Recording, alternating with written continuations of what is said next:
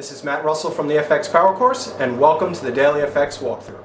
So here are the four pairs that I will be discussing this evening: the Euro Pound, the Aussie Kiwi, the Pound Swiss, and the Euro Swiss. So let's go ahead and pull up the charts. The first chart is the Euro Pound. If you'll notice, I kind of changed the lines here. I removed a few lines and added some others. What I'm going to do now is add a simple resistance line. Again, this is the daily chart, and if we do that, we can see that prices did hit this line a few times. They're about 4 or 5 price points. So moving forward, what I would do is I'd look for prices to come back up towards this resistance line. Look to enter just beneath the resistance line with a stop, maybe 20 to 25 pips above the resistance line. Now also, if you're listening to the past several reports, the support line that I had was right near that 88 figure.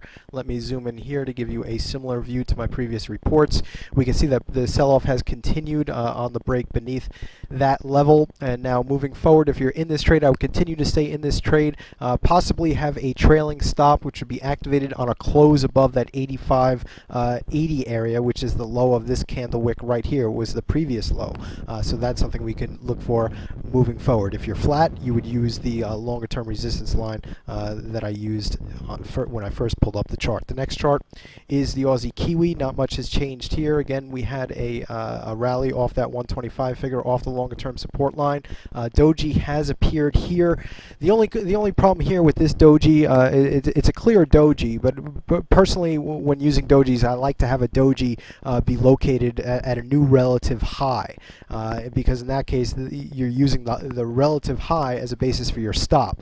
So moving forward now, using a doji in normal circumstances, what we would do, we'd place a stop about 10 to 15 pips above the high of the doji. That's what I would recommend here, but again, I don't have a lot of confidence in this trade idea. Ideally, I would like prices to hit this upper resistance line right here. The ideal situation would be the doji actually with the high touching that upper resistance line. We don't have that here, but life isn't perfect and you have to adjust. So in that case, if you have a lower confidence in the trade idea, you'd want to get the most ideal entry that you can. So moving forward over the next 24 to 48 hours, again, the high of this candle here, let me get the exact print for you, 27.65. I would look to get an entry on the short side as close to 27.65 as possible, and maybe placing a stop about 20 to 30 pips above that level, again, because the upside is immense in this trade.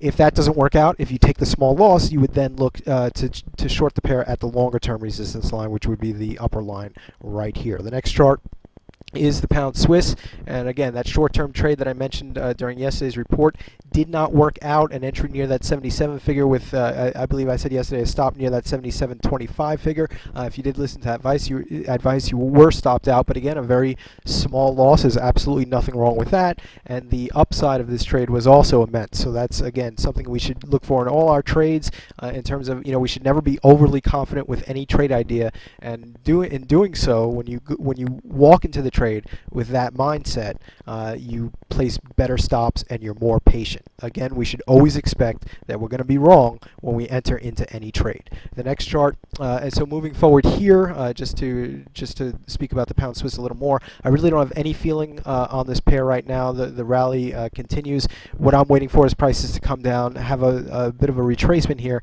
and hit the longer term support line. But right now, prices are so far away from that I would just recommend listening to my future updates to see if anything materializes with the pair. The next chart is the Euro Swiss. Not much has changed here. Still just waiting for prices to come up and hit the longer term resistance line. What I would do, again, just look for prices to hit that resistance line, enter at the resistance line with a stop, maybe 50 to 75 pips above the resistance line. Again, my name is Matt Russell. I'm an FX Power Course instructor here at FXCM. Thanks for listening.